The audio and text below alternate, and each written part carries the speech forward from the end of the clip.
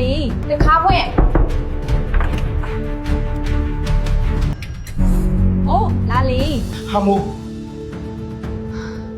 လူလာတာလေ အန်းဦးနေစရာမလိုဘူးငင်းချင်းကတိတယ်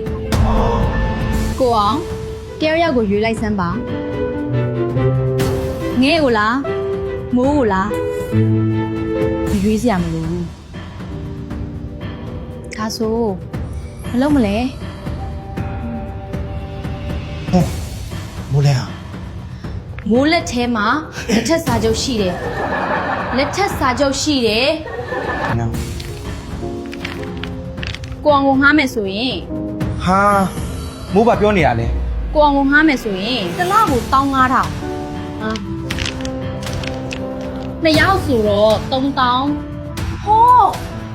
အဲ့လောက်ပဲလား ဟဲ့ ငေးပေးမယ်ငေးပေးမယ် ဟီမိုး